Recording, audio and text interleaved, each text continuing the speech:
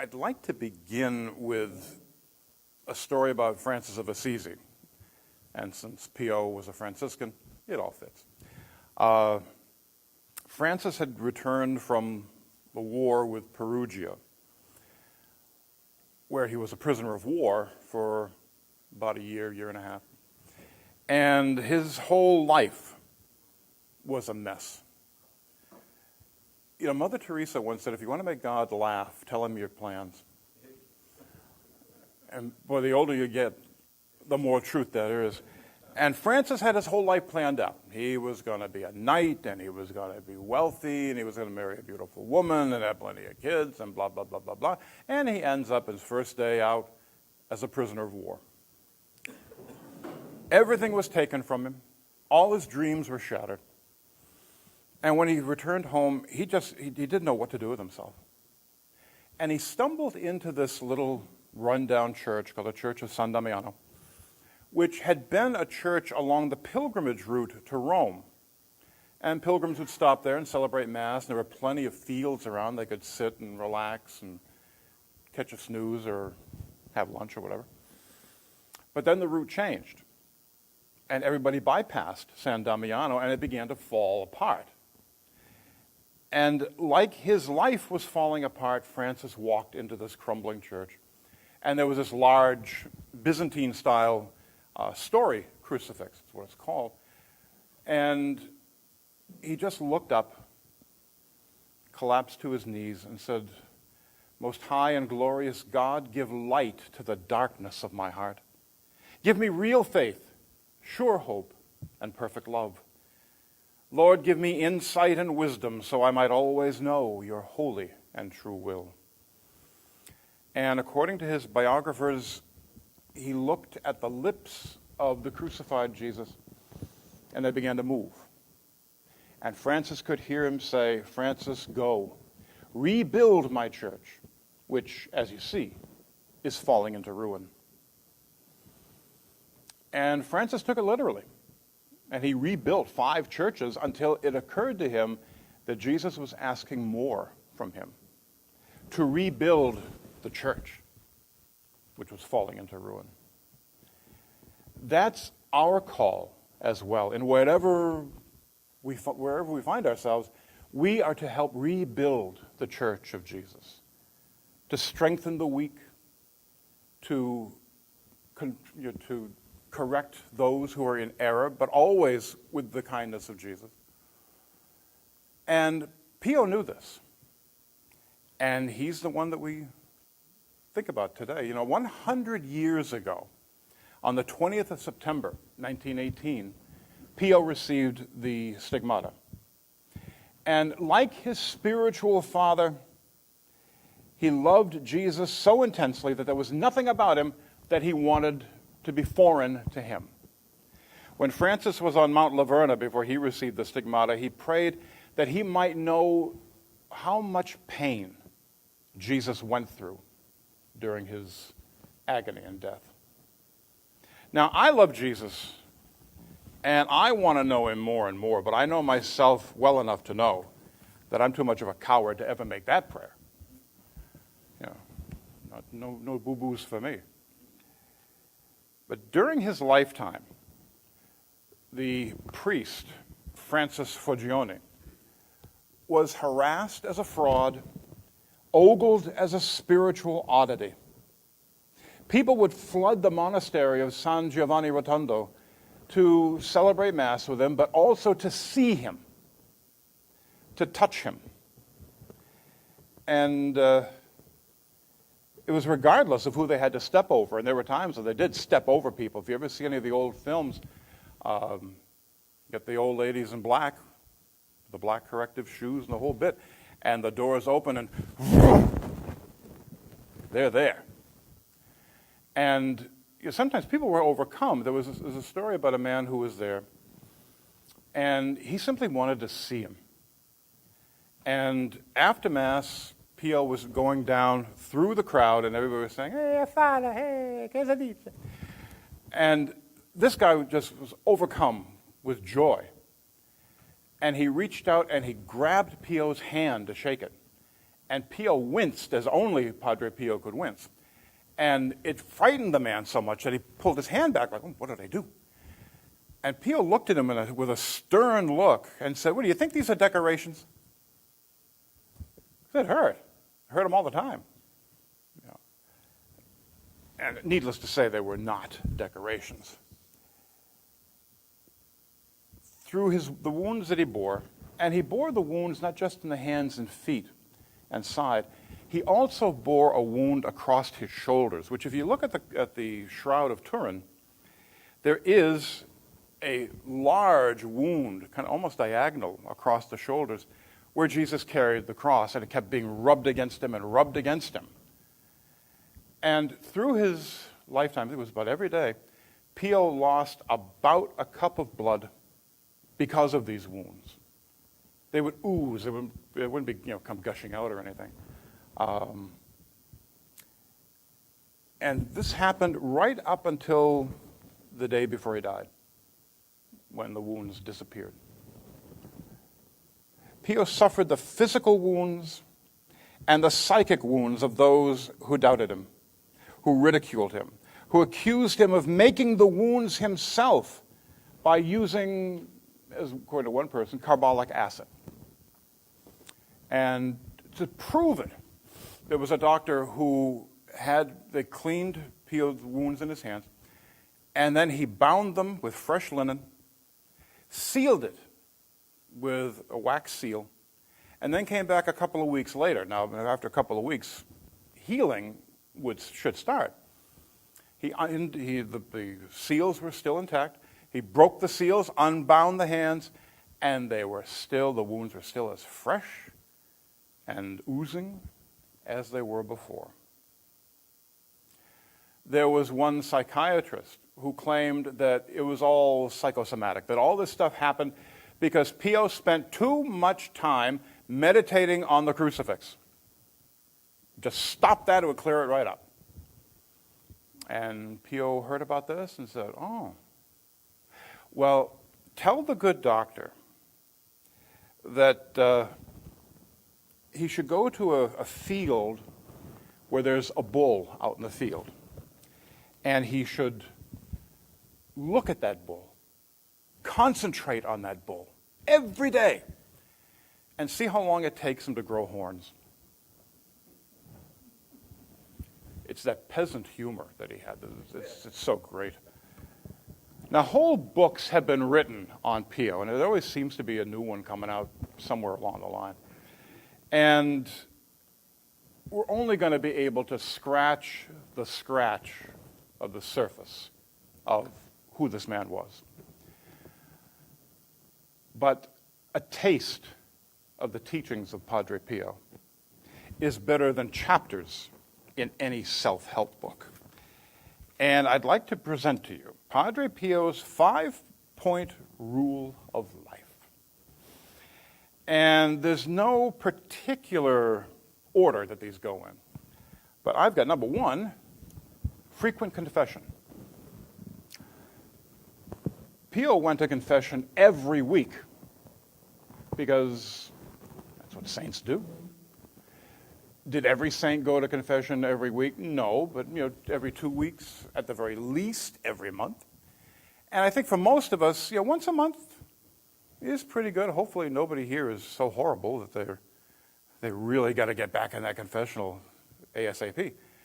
But once a month, even we know that confession, you have to go to confession if you have a mortal sin. It's not bad if you have a venial sin to stay up on top of those things, but technically it's not necessary. You can take care of venial sins at Mass. But if you go, that's fine. Venial sin should not be poo-pooed, because then that makes mortal sin all that much easier to fall into. I used to tell the kids, if you think of venial sin as a drip in the water pipe in your house, if you go downstairs in the basement and you see there's a drip coming from the water pipe, and you say, nah, it's just a drip. Okay, it's just a drip. But eventually, if you don't take care of that drip, you're going to get that indoor pool you always wanted. And you see the dog paddling across and shaking his paw at you. But if you take care of it, it's okay.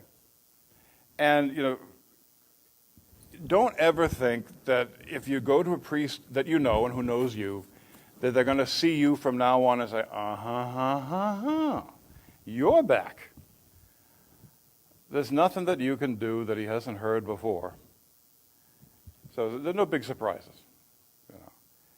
So frequent confession is always a good thing. Is it easy? Well, not necessarily. But if you go with the right attitude, it takes the edge off a little bit. Number 2, daily communion. Now, for some people, that's almost impossible because of job or... Speak, Lord. I'm here. It may be next to impossible. Going to Mass on the weekends, that shouldn't be impossible. You can't know somebody if you don't spend time with them. And the best way of spending time with Jesus is to take him within yourself. And when you're dealing with the Eucharist, you're not dealing with a symbol. You're dealing with the real body, blood, soul, and divinity of Jesus Christ. If anybody thinks it's a symbol, I tell you what you do. This coming Thanksgiving, while everyone around the table is chowing down on turkey and dressing and potatoes and all kinds of veggies and whatever, you sit down to a picture of a turkey dinner, and you eat the picture while the others are eating the real food, and then tell me which was most satisfying. Symbol doesn't satisfy. Reality does. And if Jesus said that you have to eat my flesh and drink my blood, he didn't mean that symbolically. And if you look in John chapter 6, he had plenty of opportunity to correct himself. When everybody started walking away, he could have said, hey, whoa, hey, guys, come back. It's just a symbol. I'm only talking figuratively. No, because he meant it. And if they couldn't accept it, God love you. Number 3, the examination of conscience. Usually in the evening, although it's not bad to do it like midday and then do it at the end of the night. Examination of conscience is not just looking over your day and all the stupid things that you did. Yeah, it's part of it. And the stupid things that you do, the stupid things that I do, it's no surprise to God. He made you. He knows what's lurking in there. But part of the examination also is to take a look at your life and see the good things that you were able to do because you paid attention to the Holy Spirit. And ask God to bless those good things, no matter how small they may seem, so that they may bear fruit for him. And then you can bear having to take a look at the darker side and asking the Holy Spirit to enlighten you so that you can do better the next day. Some days you'll have pretty good days. Well, praise God. Other days, you don't even want to look in the mirror. Well, if God grants you a new day, it's a time to start over. God is the God of second, third, 200th chances. God doesn't want to damn anybody. In fact, we end up doing that ourselves by not being open to his mercy. He wants to help. Because God not only loves you, he kind of likes you too. He really does. I read it in a book. So, examining your conscience before you go to bed, being thankful for the gifts of the day, repent for the things that you did that you really shouldn't have done, and ask for the strength that you yourself don't have to do better the next day. What parent whose child did something wrong wouldn't give them another chance, wouldn't forgive them? Number 4, daily spiritual reading. Padre Pio said, the harm that comes to souls from the lack of reading holy books makes me shudder. What power spiritual reading has to lead to a change of course and to make even worldly people enter the way of perfection. Now, as Catholics, we have a long, rich history of great spiritual reading, from the lives of the saints, books that the saints wrote. The list goes on and on and on. And because of that, some people might be tempted to say, well, where do you begin? Well, first and foremost, this is a good place to begin, the Holy Bible. And again, some people might say, yeah, but I don't understand half of that stuff. Okay. There are 5 books that you could read over and over and over again. And when you finish reading one, you start again. The 4 Gospels and the book of Psalms. If that's all you read from this book, which you really shouldn't, you should read more. The good guys win in the end, by the way. If you read that, you start with Matthew, go to the end of John, and then start with Matthew again and put in a psalm every once in a while, you will be a saint. And that's what we're all called to be. You know, some people say, oh, I'm no saint. My friend, you better be working on it, because there's only 2 choices. You either become a saint or you go to hell. That's all there is. You know. What are some other books that you might like? And there are plenty of good stuff out there. Well, I would be remiss if I didn't bring up The Story of the Soul by St. Therese of Lisieux. I have read and reread this. I've given talks on it, and periodically I go through it and look at the places that I've underlined and highlighted. And this 24-year-old Carmelite never ceases to amaze me. Be careful of Carmelites. They'll get you. Some people are, in the beginning anyway, are a little put off by her style, because it's the late 1800s and had that kind of semi-flowery style, not to the whole thing. And I can remember, my mother had a great devotion to her. And I needed something. I forget what the thing was. And so I spoke to her and said, look, I've tried reading your autobiography before. I could not get into it. But I make you this promise, because I'm not above bargaining with the saints. If you help me with this, I promise to read your autobiography. In fact, I will start it today as a sign of my good faith. And I cracked it open, and I could not put it down. It's like Saul of Tarsus. The scales fell from my eyes, and I looked at what she was writing, thought about what she was writing, and said, why didn't I see this before? Because I wasn't ready for it yet. There is her autobiography. There are 2 volumes of letters. There's a volume of the 9 plays that she wrote for the convent. There is a collection of what she said on her deathbed. Her sisters had little notebooks with them because they recognized her holiness. And in fact, one of my favorite quotations of her from that time is very simple. Jesus alone is. Everything else is not. Jesus alone is. Everything else is not. What's the everything else? Everything else. The stuff that we accumulate, so much so we need storage lockers to put our stuff until it gets too full. Then we buy another one to put our stuff in. Worry, fretting about things that we can't do anything about anyway. she told her sister Celine, her sister was taking care of their father who had dementia. And she was kind of feeling sorry for herself. And Therese said to her sister Celine, how naughty it is to spend the night fretting instead of resting on the heart of Jesus. I don't think Celine fretted anymore.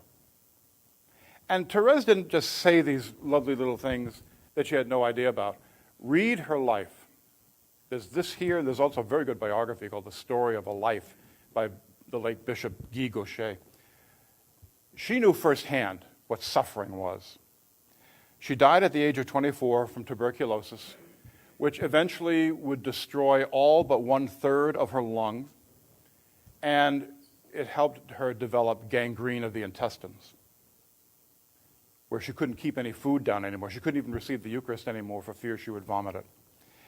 And yet, sometimes when you're really sick, you get this craving for food that you really can't have, but you really like it. And she writes, or there was written of her, that she would love to have, and she describes what it is. And as you're reading it, you say, she wanted an eclair. She's dying, and she wanted an eclair, which is why on her feast day, which is October the 1st, I always go down and get an eclair, and I have it in her honor, because she'd want it that way. Believe me, she'd want it that way. Now, pardon? Picky. Well, you could do it every week if you wanted. Now, that's little Therese, although to my mind, there's nothing little about her. If you read it, she's a big Therese. But big Therese is Teresa of Avila, the book of my life. Edith Stein was babysitting for some friends of hers, and they went out, and she was looking in their library, and she saw this book. And she was a Jew, had no idea who Teresa of Avila was. But it sounded kind of interesting, so she sat down and started reading it, and she didn't put it down until she finished the book. And she said later on, this is truth. And it was one of the things that spurred her to become a Catholic, Saint Edith Stein, or Saint Teresa Benedicta of the Cross. Teresa of Avila must have been a stitch. She had a great sense of humor. And you have that great sense of humor with the depth of union with Jesus. Oh, that makes a good duo. One of the sisters came into the refectory once. Somebody had given a partridge. And so Teresa was sitting down having some partridge. And this nun, one of those who's more Catholic than the Pope, comes in and berates Teresa of Avila. She shouldn't be eating partridge. She should be praying. And Teresa looked at her and said, well, when it's time to pray, you pray. When it's time to partridge, you partridge. Yeah. She's also the one who said that Christ is found amid the pots and pans, the everyday things of life. Yeah. This particular translation by Mirabai Starr is a very good one. It's very fresh, but whatever translation you get, if you read it, it's good stuff. She also wrote the book of her foundations, which is how she went about creating all these new monasteries and whatnot. She wrote The Way of Perfection and The Interior Castle, which if you want to learn how to pray, read those two. The Way of Perfection and The Interior Castle. Read The Way of Perfection first. And she wrote these for her nuns, so she wasn't writing these for people in academia. And they're just beautiful. She had a wonderful style. You find she puts herself down a lot. Well, she put herself down a lot because her family was called, the official name was conversos. They had been Jews who had converted to Catholicism. And there was always a little wariness, they backsliding. And the Inquisition looked at her works. And so she thought, maybe if I put myself down a little bit to show that I'm really not worthy of this, I'm not worthy of that, that they'll kind of go easy with me, which they did. Yeah. So those two are very, very good. One of my favorites is Bernard of Clairvaux.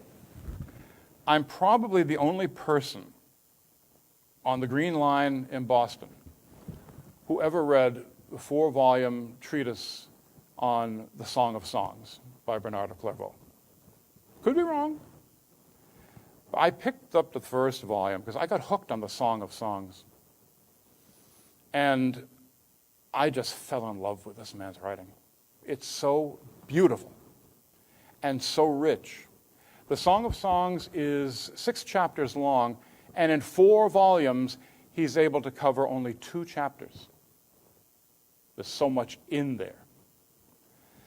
If you don't want to spend money on all 4 things, which are not overly expensive, but if you don't have it, this one volume from the Classics of Western Spirituality, which is probably the best series out there. It gives you a taste of his writings. And it does give a couple of chapters from the Song of Songs and some letters as well as other things. And even if you never read the whole shebang, this will give you a taste. And if you're not moved to contemplate even more what he's saying, well, you must be a Buddhist. And for something more contemporary, there's With God in Russia by the late Father Walter Chisek. Walter Chisek wrote this book as well as He Leadeth Me, which is the sequel to it. He was kind of I don't want to say hellion because that makes it worse, but he was a wild kid who became a Jesuit. Now, I don't know if the two things could be linked together, but it is. And during the Cold War, he was, the whole order was asked for volunteers to be snuck into Russia and spread the gospel. Well, that was right up Walter's alley.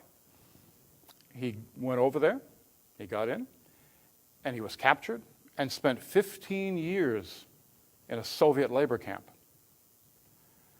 It is moving.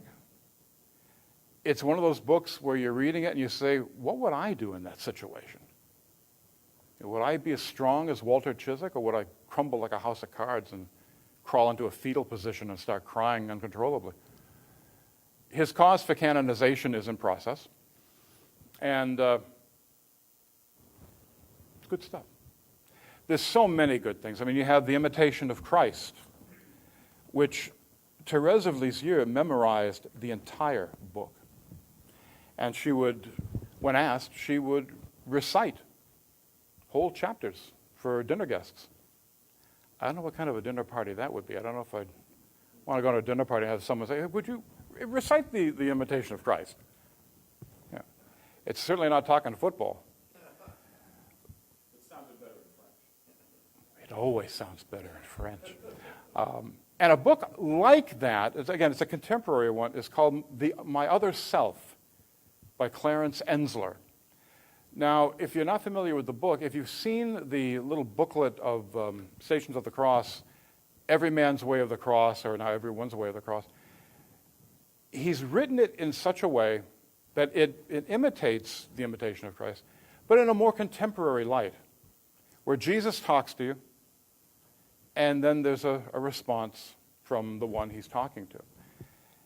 And again, it's one of those books where you read it, and then you go back to it later, and you pick up some nuggets that you missed the first time around, and then you read it again, and there's some more. It's really, really good. The My Other Self. They used to have it over at the Cathedral Church Goods. They may still have a few copies, but it's easy enough to order. All of these things and more are on Amazon.com, and you can get some of the used copies. You don't have to pay full price for it. And they'll tell you if it's a used copy, what condition it's in. And I've gotten a whole library full of used copies from them, and they've always been in tip-top shape. It's either very good, good, or acceptable. And even some of the acceptable ones, which are kind of, not too bad. The fifth point is mental prayer twice daily. Now, what is mental prayer? Well, when you start looking at mental prayer and meditation, they all kind of blend together because they do overlap. When it comes to meditation, Padre Pio said, meditation is a means of attaining God, but it is not a goal in itself. Meditation aims at the love of God and neighbor. Love God with all your soul, without reserve, and love your neighbor as yourself, and you will have accomplished half of your meditation. Now you might say, what's the other half? Putting it into practice. It's not enough to sit and think of Jesus. As far as it goes, that's okay. But if that's it, you've wasted your time. You might as well go and find a bull in a field. Grow some horns. Padre Pio said, prayer is the best weapon we possess and the key that opens the heart of God, which is why it drives me nuts when in a moment of tragedy, and people say, well, all we can do is pray. All you can do is the first thing you should do. Lay hold of the heart of God and don't let go. Well, I'd just like to end with just a few points, and these are very short. Number one, you don't have to be worthy, just willing. Are you worthy to walk with Jesus? No. But that's okay. That's why Jesus came, to help make us worthy. We just have to be willing to listen to him, and that's the problem. We don't like to listen all that much. We may not be outwardly rebellious, but we're not all that compliant either. Well, that's a place to start. Number two, God will never permit anything to happen to us that is not for our greater good. You hear people sometimes say, why has God abandoned me? Why did God do this? And if you notice, like the term, the act of God, it always refers to something horrendous. Tornadoes, earthquakes, fires. Why did God do this? The same reason he made sunshine and flowers and little bunnies. That's what God does. And why does he allow these horrible things? It's always for a greater good. You may not see it right now, but more than likely you won't. But farther down the road, whether it's some other time in your life or when you cross over and your life is laid out before you, then you'll see how that puzzle piece fit into the whole mosaic of your life. You just have to trust. You can say, Jesus, I trust in you from now until the zombie apocalypse. But if you don't trust him, what's the use? You're wasting time. God will always give us more than we deserve. Why didn't God let this happen? Because he's got a better idea. There's a story that I came across about a family who was going on their first cruise. And they didn't know how cruises worked. So the mother, to make sure that her family had something to eat, she made a nice big basket of cheese sandwiches. And they went down to the bottom of the ship where their room was. And that night, cheese sandwiches. They went to bed, got up the next morning for breakfast, cheese sandwich. The day went on, it was lunchtime, cheese sandwich. Evening, well, the mother's putting out the cheese sandwiches, and the youngest kid, believe it or not, was sick of cheese sandwiches. So he decides he's going to wander around the place and take a look at this big thing. So he's walking around, and he's looking at all the gewgaws and doodads.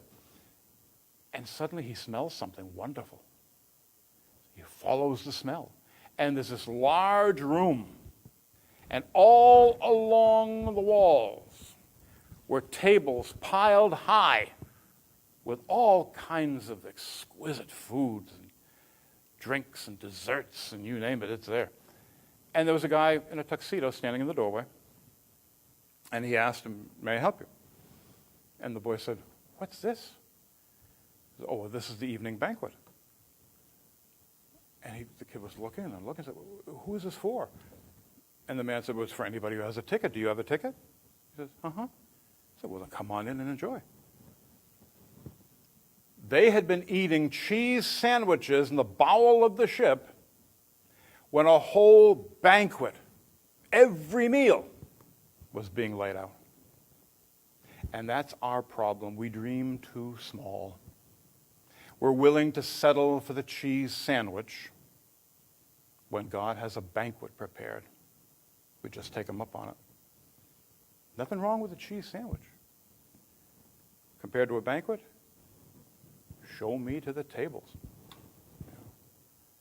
So God is not stingy. Anybody who can create a platypus or a planet or a sky bloated with stars is not stingy. And with the platypus, it also shows he has a sense of humor. Because if you've ever seen a platypus, it looks like after creation, God had a lot of parts left over and he didn't want to waste anything, so platypus. Yeah. Number 4, serve the Lord with laughter. St. Teresa of Avila once said, Lord, deliver me from silly devotions and sour-faced saints. A sure sign that the Spirit is alive and active is if you smile, if you laugh, if you can see the joy in life. Granted, sometimes you got to dig pretty hard to find the joy. But joy isn't, rolling on the floor, grinning, and you're chuckling away to yourself all the time. That's the call to the psych ward over at the hospital, come and get you before you hurt yourself. Joy is something that even if the world is falling apart, there is an inner peace that knows God, that God is in control, and God will never abandon you. He's had plenty of opportunities to abandon all of us because of the way we've acted at times. But as he says in the prophet Isaiah, even if a mother should forget her child, I will not forget you. I have carved you in the palms of my hands. You are mine. He's put up with a lot from us because he likes us. We make him laugh. We make him cry too, but that's a whole other thing.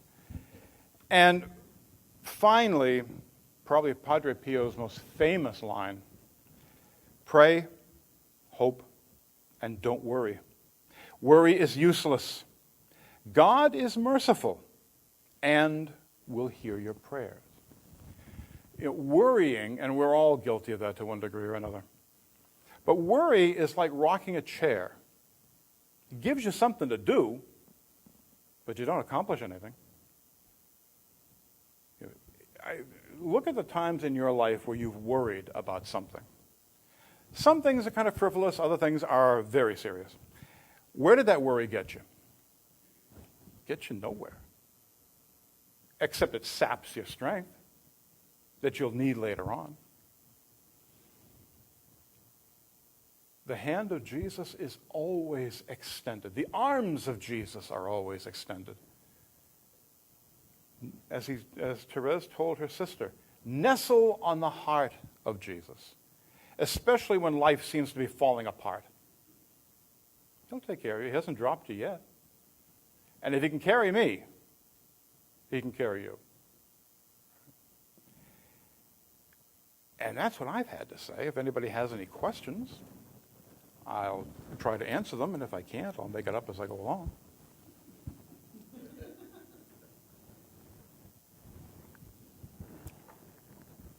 I answered every question that you had. You have nothing more to add? They were Gouda. They were Gouda. And they were pretty Gouda, but not as much as a banquet.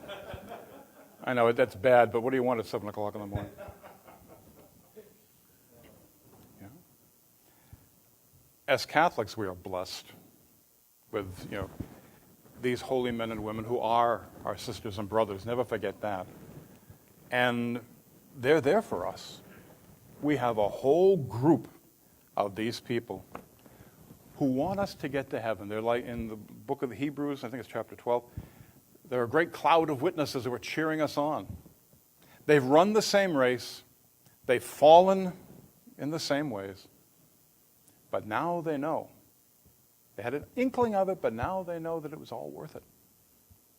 So, listen to the crowd.